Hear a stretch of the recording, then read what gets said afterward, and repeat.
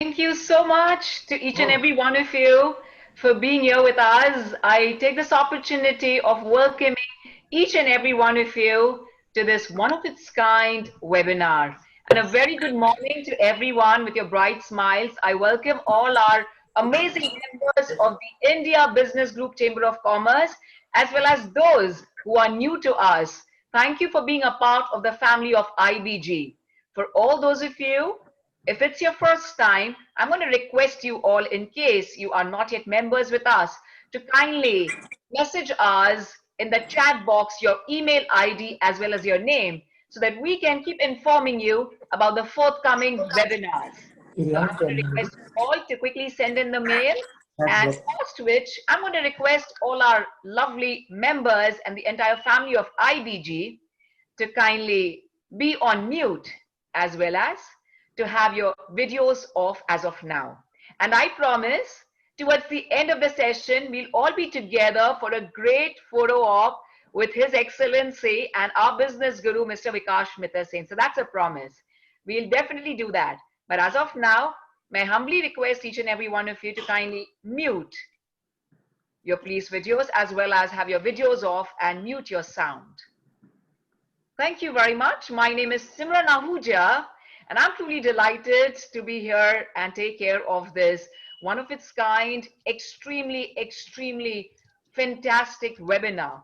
Now, we're all talking about COVID-19, but COVID-19 we'll all remember it as love personified, kindness and creativity, where IBG brings you our His Excellency today.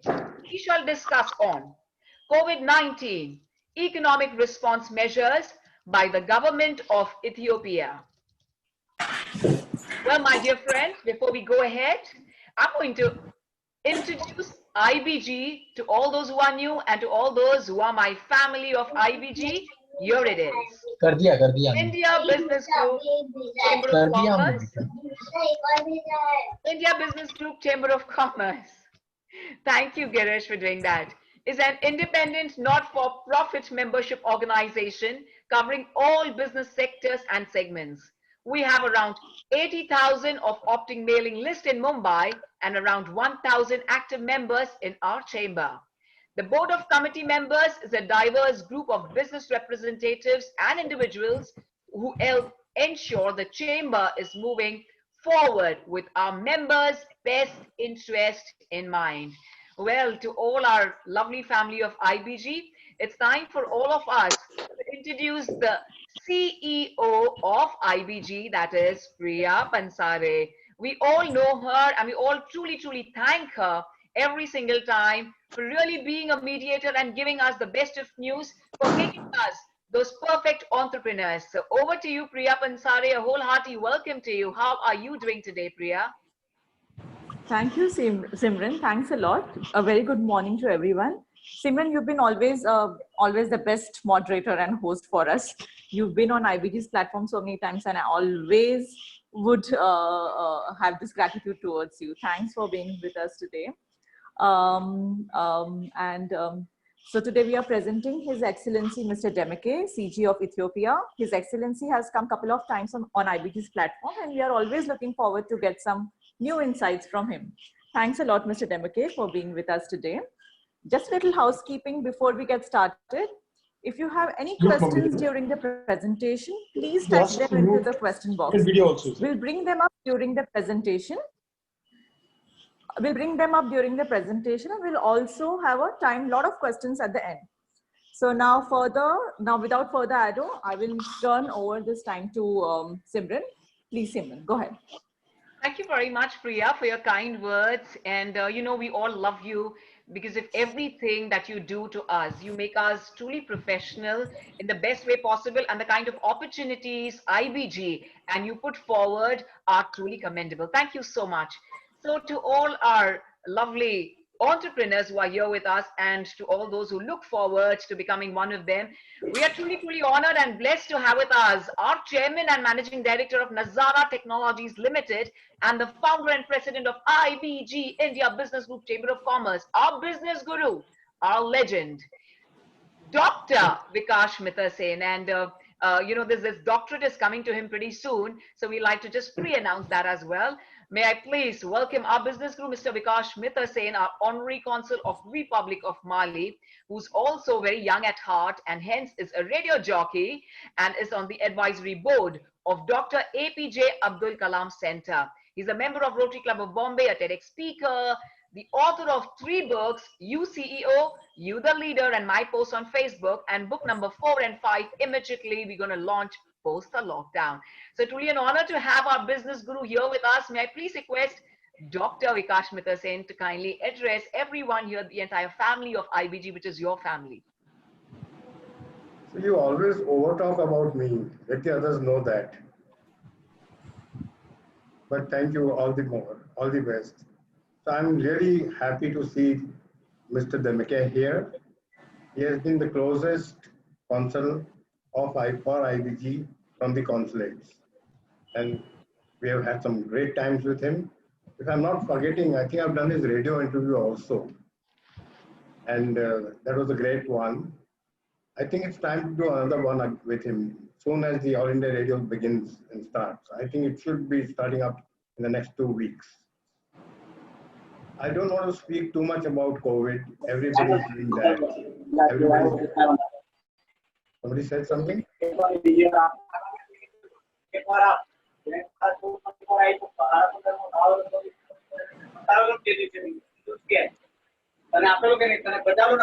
Simran, please mute everyone. I'm going to mute all.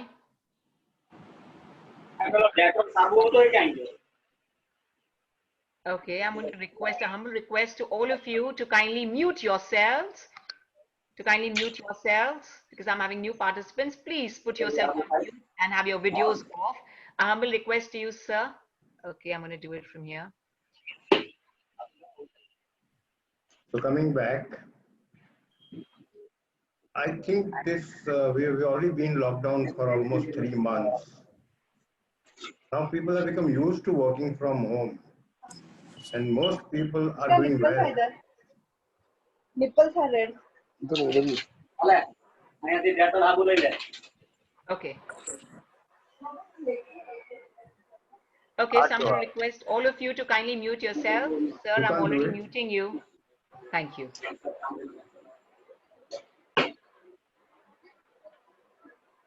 So I was saying that it's taking a long time. I think it's going to be another 2 months before we are seriously back at work. Can you mute people? I'm doing that, sir. I'm doing that for everyone. Just mute everybody. Yes, please. There is some guy called as Bharat who is unmuted. Probably mute him. I'm muting everyone personally. I'm muting everyone. I'm personally doing that, sir. Vikas sir, I ask you for forgiveness.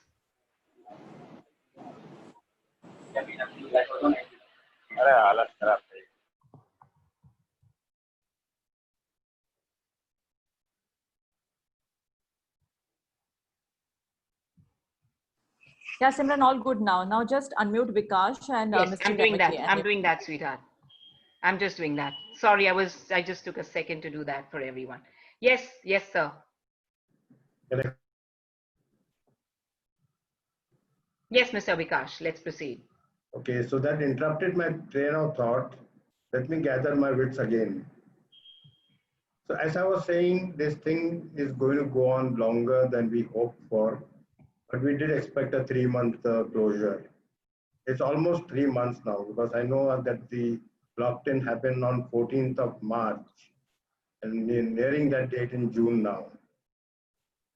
So but the good part is that I'm still getting to see happy faces whenever I talk to IBG members. That means they have not done too bad during this period. I have not heard of a single business collapsing, and that is quite an astounding revelation. So we hope to see all of you happy. Don't fall ill. Still stay safe. COVID has not gone away. Mumbai has opened up a bit, and then therefore, we got some bad news yesterday of somebody in BMC having died. So the purpose I'm saying this is that don't take it easy just because Mumbai is opening. talking about business because this is what we are here for. And Africa is now clearly the continent to go for. Ethiopia is one of the best, and they have the best consul here in Bombay. So we are very lucky. All of us should look at Africa as a continent to go and work with, export to, import from, and get on with our business. I know that a lot of our members, IBG members, are local business people. But I'm recommending that after COVID, this year onwards, business barriers are breaking down. The borders are also going away. There is going to be a sea change in how we do business. So please expand your boundaries. Go out also. Maybe not physically right now, but in your mind, start thinking how you can become a world player rather than just an Indian or Bombay businessman. Thank you. I think we should go to Mr. Demeke and talk to him. Thank you. Thank you very much, Mr. Vikash Mitasen, for your encouraging words. And I always say that you put it into us. You know, we might not even have a vision, but just because you help us create that vision and fulfill it and make it into a reality, we're going to thank India Business Group. And thank you for really having us as a family of IBG. Well, to my dear family of IBG, we are truly, truly delighted and honored to have with us His Excellency Demeke Atnafu Ambulo, our Honorable Consul General, Consulate General of Federal Democratic Republic of Ethiopia. My dear friends, His Excellency Mr. Demeke Atnafu has served as a diplomat for 25 plus years in the Ministry of Foreign Affairs. He's also served as the Minister Counselor in the Embassy of Ethiopia in USA, Washington, D.C. His Excellency Mr. Demeke has served as Economic and Political Counselor at the Embassy of Ethiopia in New Delhi, India, and now he's serving as the Consul General of Ethiopian Consulate here in Mumbai as a second post to India. A very good morning, and I'm going to request all of you once again to kindly not unmute yourselves because we are truly honored and humbled to have with us His Excellency Demeke Atnafu Ambulo, and I wish him Inni Demini Ederiki. A very good morning to you and salam to you, dear sir. His Excellency, truly an honor to have your presence. A global namaste to you, His Excellency. Thank you very much and namaste. I'm really encouraged and truly honored to be invited by IBG to speak about Ethiopia because Ethiopian economy is directly connected with Indian economy. And India is the third largest source of import to Ethiopia, and Indians are the third largest investors to Ethiopia. So whatever happening in Ethiopia has a direct impact to the Indian business community who are associated with Ethiopia. That is why I said this, meeting is truly timely and it is very important. That is why I want to thank my dear colleague, Mr. Vikash, the president of Indian Business Group, and Simran, you as moderator for organizing such important and timely meeting. Thank you very much. Thank you very much, His Excellency. We're going to start and ask you a couple of questions, and I'm also going to request everyone, who is here as a family of IBG to please be very open and ask us the questions here in the chat box. And I'm going to request His Excellency, if you have anything to say, but I'm going to start with a question which will really make the conversation a two-way conversation and make it easy for our lovely family of IBG. I'm going to ask you, what is your country, Ethiopia's approach in response to COVID-19?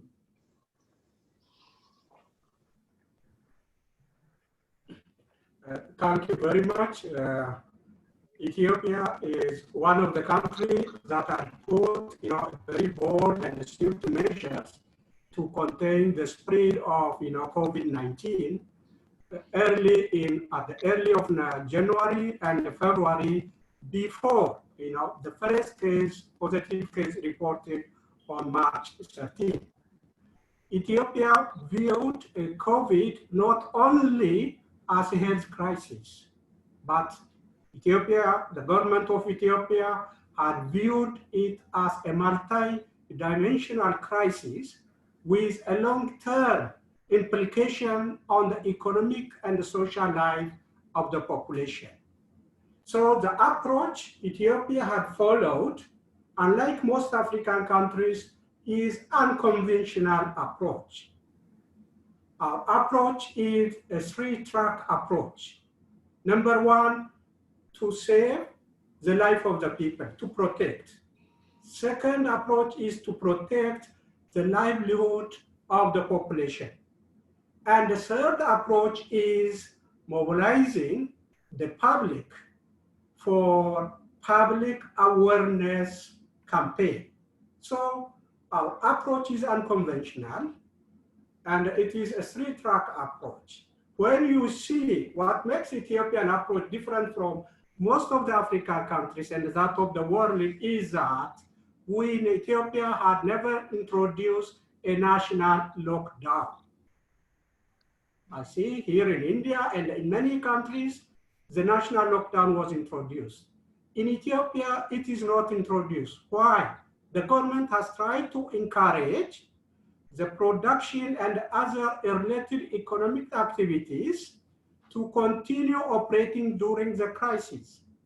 This is mainly because of three reasons. Number one, to halt the closure of the firms and the business activities organizations. The second reason is to avoid the layoffing of the workers. And the third reason, and the most important, is to ease the pressure of the crisis, especially for the most vulnerable sections of the society, those who are engaged mainly in the informal sectors. Because of these three reasons, the government of Ethiopia had not introduced the national lockdown. That means these are mainly to protect the livelihoods of the population. This is one approach. To protect the life of the people, protecting the life of the people and protecting the livelihood is different. To protect the life of the population, the government has introduced a very strict measures that could be applied to contain the spread of COVID. And this includes a compulsory quarantine and isolation, extremely vigorous contact tracing, large-scale house-to-house screening in major cities of the country. And the government had also introduced, call for national duty for the retired healthcare professionals. And the government also had converted the public universities and the colleges to the, to these care facilities of COVID and so on, and public awareness campaign. The second approach, I said the first is protecting the livelihood of the population. So to protect, the government had not locked down the national lockdown. It had encouraged service providers and the manufacturers to continue operation. And the second approach is to protect the life of the population, and it has put stricter measures, which I've already mentioned. And our third track approach was relying heavily on the mobilization of the public, mainly for the public awareness campaign. To do so, the government had started dialogue and a consultation with all political parties existing in Ethiopia, with all civic societies, with all religious or faith leaders, including the development partners. So the government tried to bring all sections of the society, stakeholders, not only the government agencies, but religious leaders, opposition political parties, civic societies, and the development partners. So the government brings them as a team in the fight against COVID. Mainly, they were used to undertake a vigorous and large-scale public awareness campaigns. The religious leaders, as per their faith, they have to do accordingly. Civic society have to carry out these measures as a national duty, and different political organizations. So the government had brought together consensus of bringing consensus, reaching consensus among all different sections of the society in its firm fight against COVID. So our strategy was not viewing COVID as health crisis, its impact, but it had a multi-dimensional crisis. So to fight against this, the approach has to be unconventional, not only one approach, not only saving the lives, but we have to save the livelihoods of the population. So our approach is unconventional. We never introduced the lockdown, and at the same time, we have taken strict measures. What makes, again, the government of Ethiopia was, in order to implement the three-track approach, the government has declared on April 18, state of emergency. Never country had declared. In order to strictly implement the measures introduced by the government to protect the life of the people and the livelihoods, it had declared state of emergency on September 8, which is going to remain in force for the coming 5 months. So this is the approach followed by the government of Ethiopia, and I'll discuss later on what results it had brought about. So this is the approach what the government of Ethiopia has been followed. Thank you for letting us know and for the highlights of the approach it's taking in response to COVID-19. His Excellency, what are the measures taken to reduce the economic impact of COVID-19, since all the countries are really affected economically? So what are the measures taken to reduce the economic impact of COVID-19? Thank you very much. As I've already mentioned, one approach of the government in the fight against COVID-19, one was to contain the spread of COVID-19, and the other was to mitigate the economic impact of COVID-19. In order to mitigate its impact on the economy, as I mentioned, the government hasn't introduced a national lockdown. The government has encouraged the service providers, the manufacturers, and other related economic activities to operate during the crisis. So in order to support them, the government has introduced a number of support packages. That is in terms of tax holidays, cancellation of tax for the tax, for taxpayers, and availing credit on loans for the small, micro and small enterprise, as well as to the manufacturers. Let me see what measures were taken by the government in terms of, support package as tax. The government had canceled the tax debt for the tax owners who own, the debt until 2015 fiscal years. This cancellation of tax debt includes principal tax, interest, and a penalty. This is to encourage those business people who had failed, defaulted in the tax, but the government had canceled, remitted, or canceled the tax debit to encourage them to continue their productions. Second, the government had canceled the interest and the penalty of the taxpayers for the fiscal year from 2016 to 2019. If the taxpayers had failed, defaulted the government paying the tax, there is a tax penalty and the interest. the government had cancelled the interest and the penalty for the taxpayers for the fiscal year from 2016 to 2019. And for those 2020, if a firm and a business organization or productive firms, if they incur loss in 2020, the government had allowed to carry that loan for the incoming years. That means loss carry forward measure.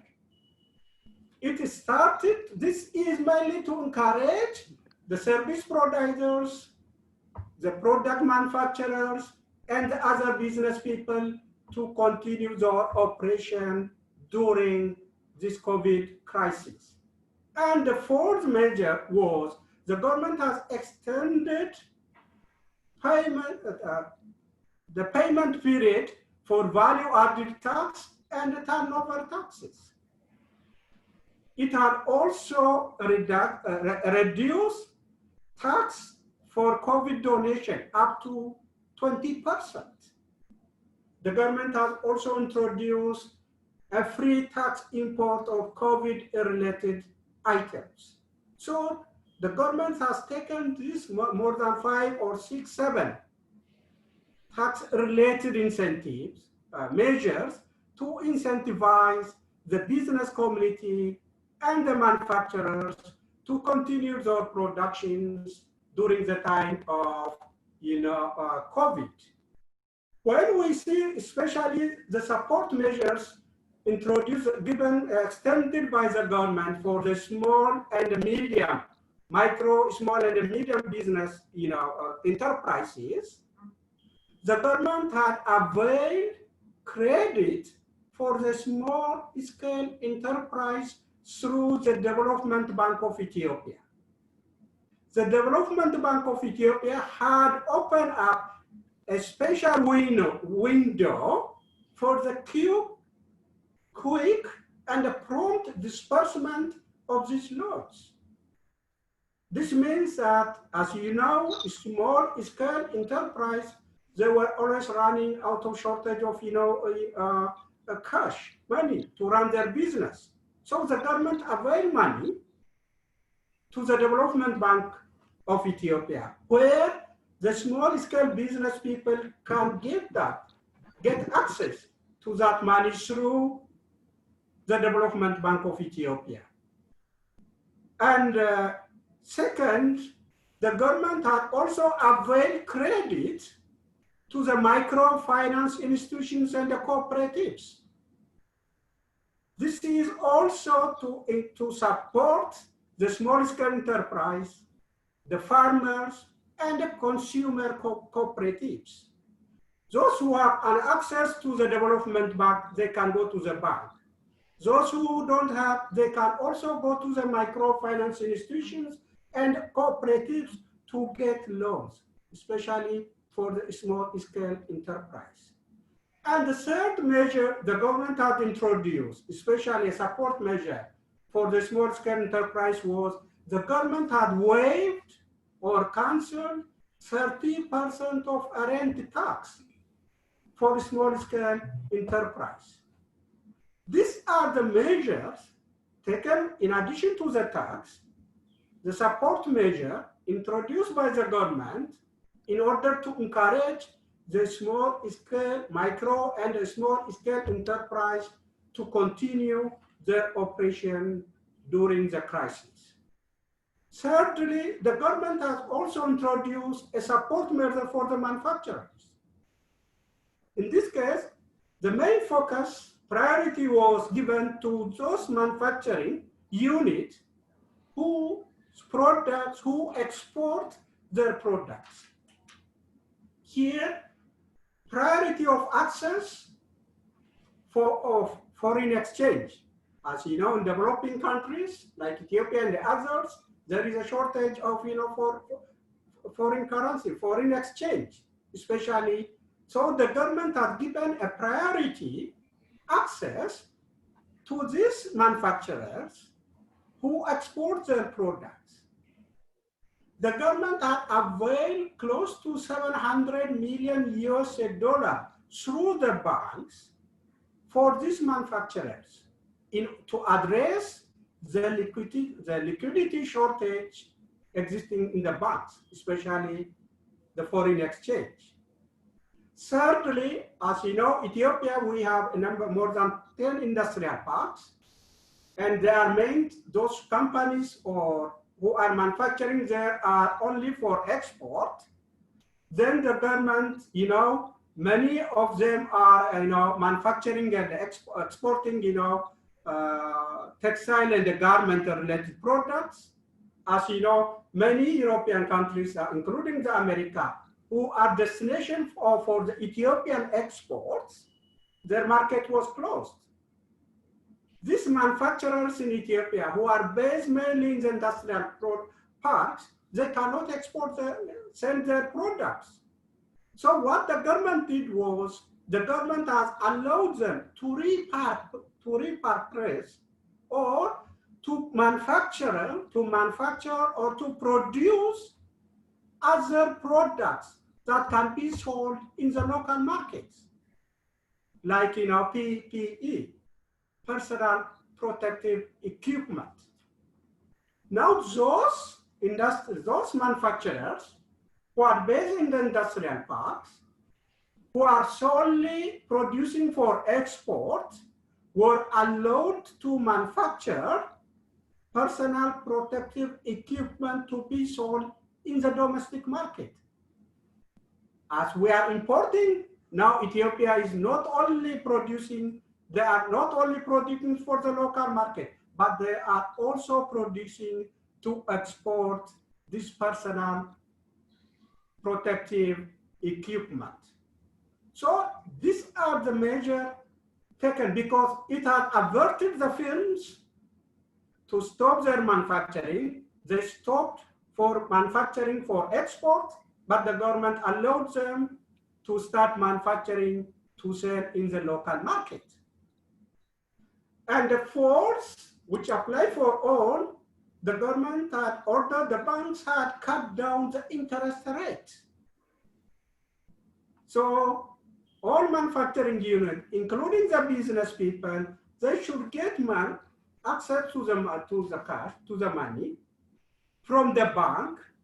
So the banks had cut down the interest rate. And the most importantly, all banks had rescheduled loan payments for the sectors which had been affected heavily by the COVID. This includes horticulture, hotels, travel, and tourism. This, especially those who are heavily affected, their loan had been rescheduled by the banks. So these are the measures taken by the government. When we see in nutshell, to mitigate the impact of COVID on the economy, the government has continued. It's mainly to protect the livelihood of the people, the population. The government has encouraged them to continue. In order to encourage them to continue the operation, the government came up with a number of support packages, like tax holidays, loss carry forward, and others I mentioned. The government came up with money, finance, availing finance for small scale, micro, small scale, and the medium enterprise, as well as to the large enterprises. The government has also allowed for the manufacturers who are producing for export not to stop their production, to redirect and repurpose their manufacturing to produce for the local consumptions. So this is a measure taken by the government, economic measure taken by the government to mitigate, not to stop, but to mitigate, to reduce the impact of COVID on the economy of the country. Thank you very much, Your Excellency. And we have a question by our lovely family of IBG. And this question comes from Mr. Dilip Mehta. He says, Your Excellency, the previous figure reflects trade between our two great nations, which was 1.27 billion USD. How does this number increase after the meet between our president and your president, Mr. Mulatu, which was in October 2019? Yeah, before going, let me say the result of the measures taken by the government. I'll come to this. As a result of, the three-track approach we followed, one, protecting the life of the population, again, protecting the livelihood. We never, locked down, national lockdown. And we heavily, depend on mobilizing, community mobilization for public awareness spreads. In Ethiopia is the second largest population in Africa. Africa has 55 countries. The population of Africa is close to that of India. But Ethiopia has 110 million population. When you see, because of our approach, how the approach we followed, the government of Ethiopia followed, had resulted was that till today, the positive case of COVID in Ethiopia is only 2,333. The days recorded was only 32. This is a big success for the government, the approach. Second, you see Ethiopian population the size that of Maharashtra. You can see what happened here in Maharashtra. You can compare with other African countries. When we see on the economic side, the recently released IMF report about the economic growth of countries, it projected 170 countries in the world are going to record negative economic growth. Ethiopia is going to record 6% of economic growth because we never locked down nationally. We continued the production sectors, the service sector to continue. When you see the positive case, the number of days, and on the economic side, the country, when 170 countries are going to register, negative economic growth, Ethiopia is going to register 6% economic growth. This is a huge success. And after saying that, to Ethiopian-Indian trade relationship, what had been, a question read by good, friend and a colleague by Mr. Mehta. Ethiopia and India, when we see our economic relationship, starting from 2,000 years back, it's mainly focused on economy.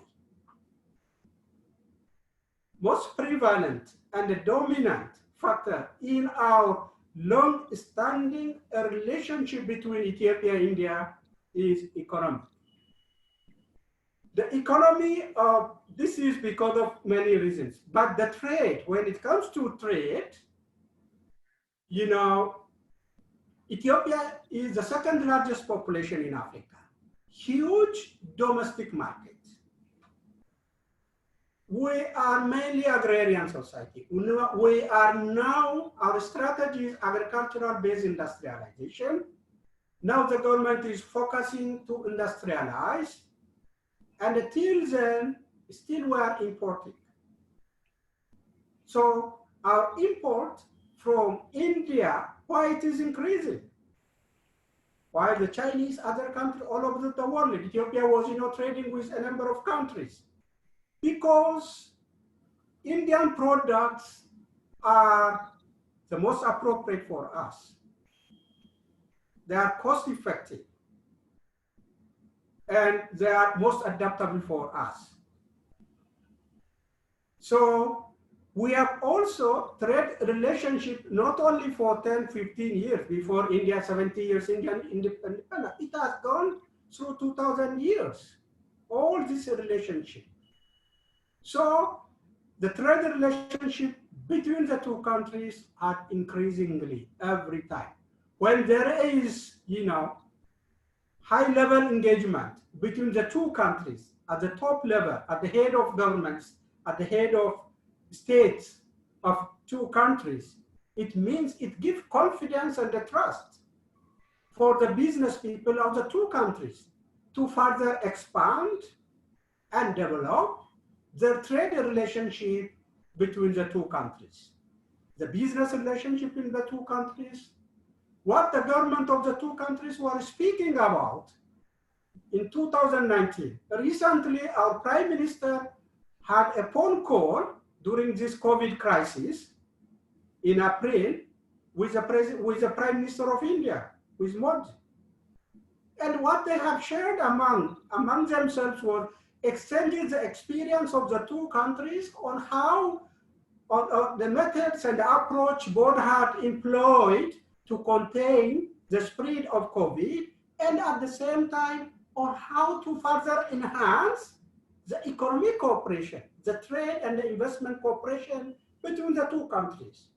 So the trade and the investment relationship and the cooperation between the two countries is always an agenda, number one agenda item when the heads of the government of the two countries are discussing. So it will give a boost and a trust and a confidence, enhance, uplift, encourage the business of the two countries to further enhance their business engagement, both on import and export. During this COVID crisis, our consulate is not closed, and we are getting a number of requests from the Indian business side, this time especially to import pulses from Ethiopia. Not only those business people who are importing from Ethiopia before, but we are getting more than these 2 months. We received more than 15 Indian importers of agricultural commodities to import pulses from Ethiopia. This shows that even during the crisis, the business engagement, the trade engagement, import and export between the two countries had continued. I hope with IBG and others, and this also webinar meeting will give confidence on how to further enhance the trade relationship between the two countries. And thank you, my good friend, Mr. Mehta, for raising these questions. Thank you very much. Thank you so much. There are a lot of people, a lot of members who are taking a lot of interest. We have around 27 questions. Of course, we can't cater to everyone. But what Mr. Vikash is asking, since everyone is looking forward to having, trade between the two countries, Ethiopia and India, Vikash, sir, would like to know that can the Trade Commissioner, can you ask, Your Excellency, can you please ask your Trade Commissioner to send us the Ethiopia government policies for setting up industry in your country so that we can circulate amongst our IBG family, so that, we all know what are the policies, the government policies, so that we can really have trade between the two countries. If it's possible, Your Excellency, if you can definitely do the needful and let us know that as well. Thank you very much, Mr. Vikash. He is a good friend of me, and as honorary also not as an entrepreneur and a businessman, and as a president of the chamber. He is also honorary consul of Mali. He is a honorary consul. He is representing Africa as well. We are always discussing how to increase the trade between not only Ethiopia and India, Ethiopia, Mali and Africa and India. So our consulate is mainly, I can say, a business consulate. We are here only to promote bilateral trade between the two countries, investment between the two countries, and the tourism. So thank you very much, and I will send you the required information very soon All the information which you have already asked is at our disposal, and immediately after this seminar, meeting, we'll send you so that you can share among your respected members. And thank you. Your Excellency, can we do one more question? Is it possible? Can we take one more question if you don't mind? Yes, my pleasure. Thank you. I truly appreciate it. Thank We you. appreciate it. Thank you. Thank you. And John would like to know that India's SMEs and MSMEs are badly hit. How can the two countries work in reselecting this entire scenario? And what are the employment and educational prospects in Ethiopia post the COVID pandemic? Yes, one of the objectives of the government, containing the spread of COVID, I said ours is a three-track strategy, not conventional, I said.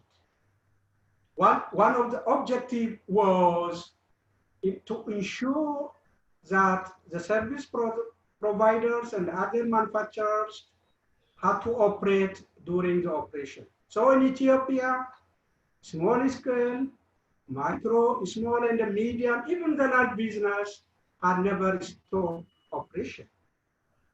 So we try to mitigate, to reduce its impact.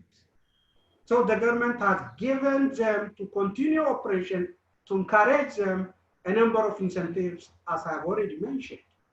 India has a very good, I can say, excellent, skills, experience in small scale and micro, small and medium enterprise. I was always advocating and promoting and trying to convince India, small and medium enterprise, to look beyond India and look to Africa. When you go look to Africa, you have to look for the largest market. Ethiopia is the largest market. When you are going to outside, we are encouraging them not only to export, but we are encouraging them, go and produce them and sell them. Rather than from exporting from here, go there, put up there your unit, either by himself or in partnership with the Ethiopian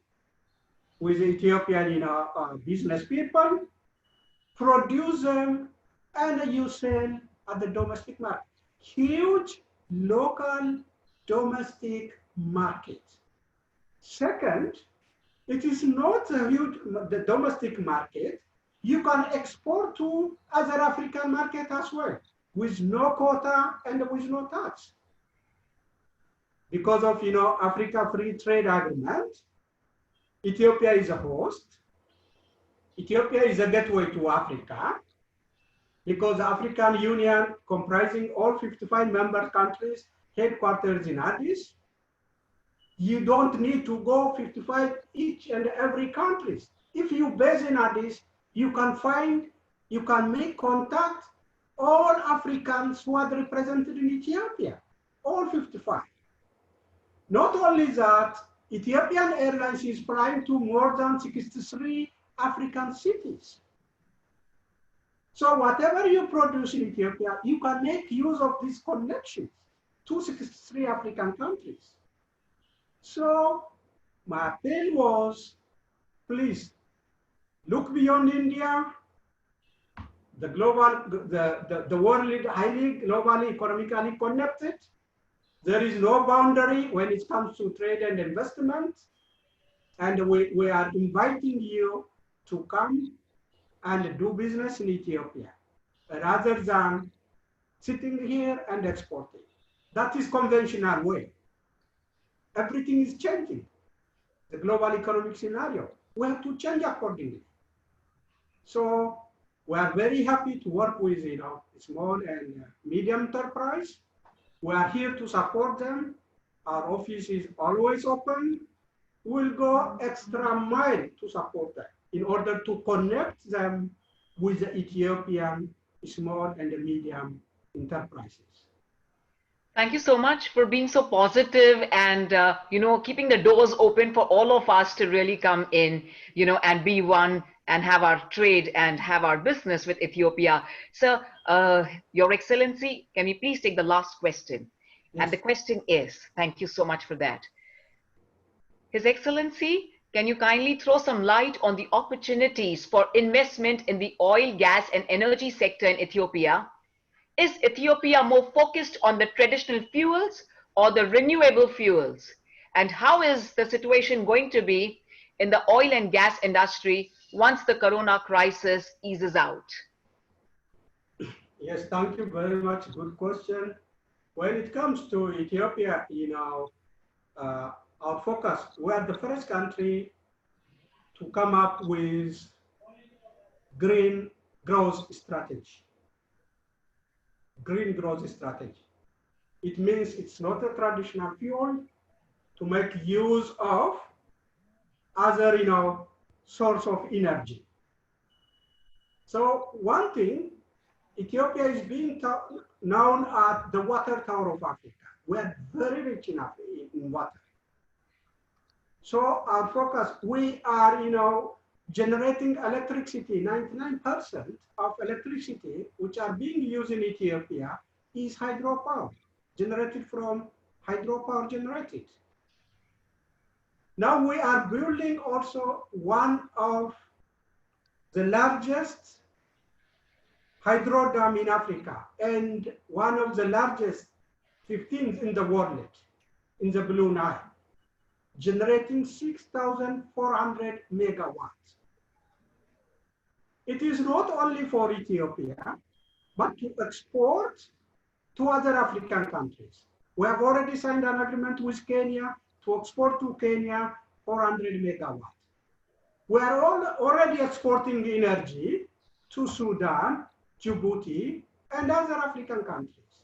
So we have a very untapped resource, that is the hydropower. So this is an area where we're looking for.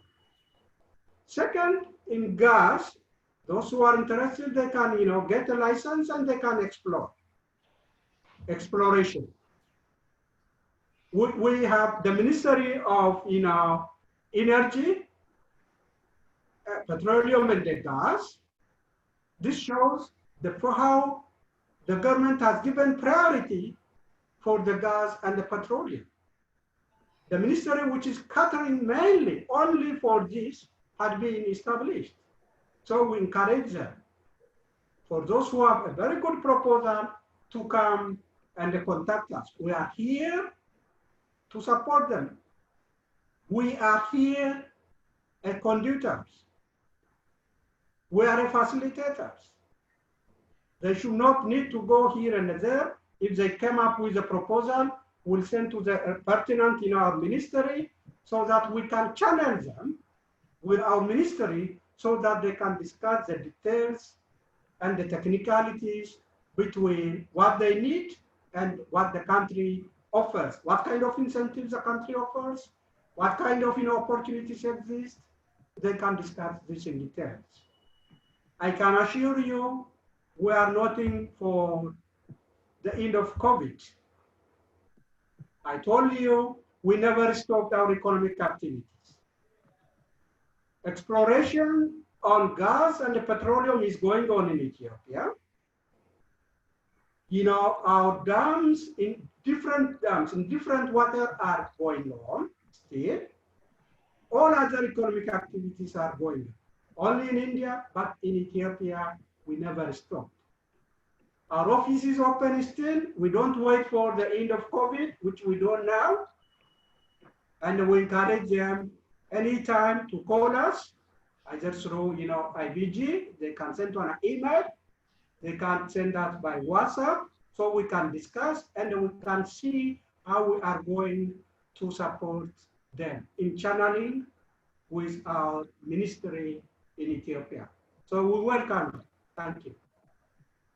Thank you so much. And that was for the oil, gas, and the energy sector. And with lots of energy and love, it's time for us to tell you, Emi Segnalaw, Thank you so much to Your Excellency for your valuable time and your inputs. And we truly look forward to a great association between the two countries.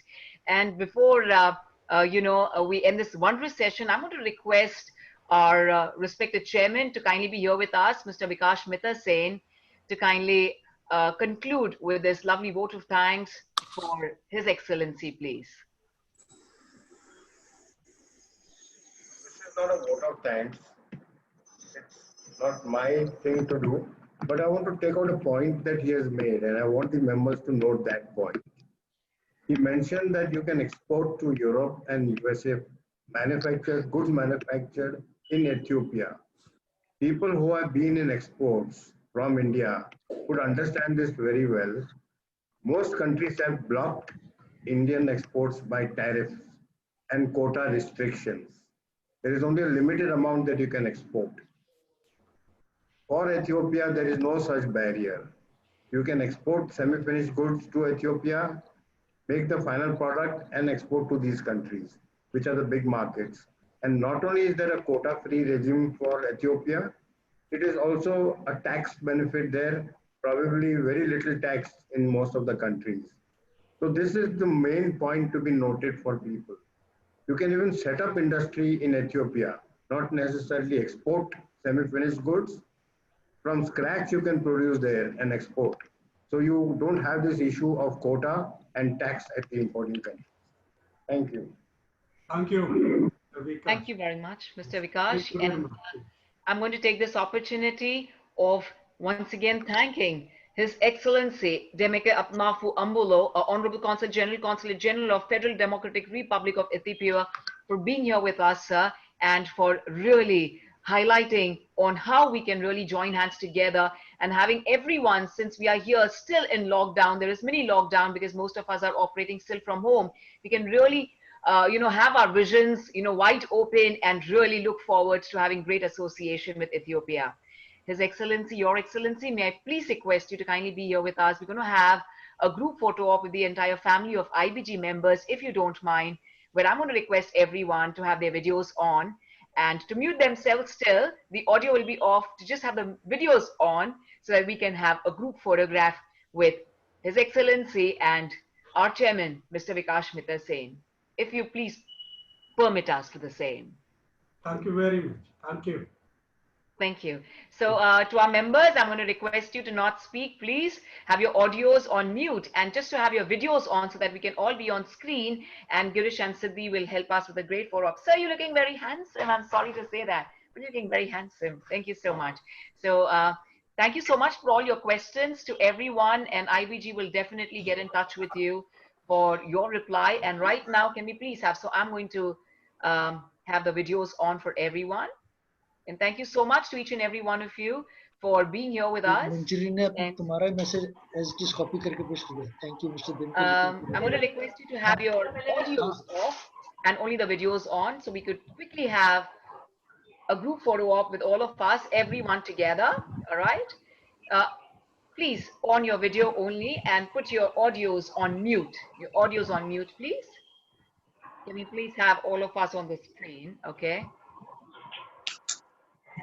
Thank you. Thank you so much to each and every one of you, the lovely family of IBG. And Girish, could we quickly, at the countdown of 3, have your best pose? Could we quickly have the photo up at that time? So here's the countdown. 3, 2, 1, and click. One more time. 3, 2, 1, and click. Thank you for your bright smiles. Our humble thanks with folded hands to His Excellency once again for all the time that you've given us, your valuable time and your inputs. And we truly look forward to a great association. So we have the next group. Is it that we have the next group? So we'll have the last click. Mr. Vikash is here. Mr. Vikash, sir. Mr. Vikash, sir, can we please have your video on? Vikash, sir? Yes, thank you. All right. So can we go ahead with a click? Girish? 3, 2, and smile. Thank you very much to the entire family of IBG, to all our esteemed dignitaries for being here with us and for honoring us with your presence, His Excellency. Humble thanks to you, and we look forward to a continued association with IBG. Thank you so much once again to His Excellency. Thank you so much to each and every one of you for being here with us. And it's time for us to see you again for the IBG webinar, which is one of its kind. And we've been really, really, very lucky enough to be with His Excellency as well as our business guru. So thank you so much to all the lovely souls for being here with us, and good luck. Have your absolutely broaden your horizons, and please let's open up to being one and having our business connect with Ethiopia.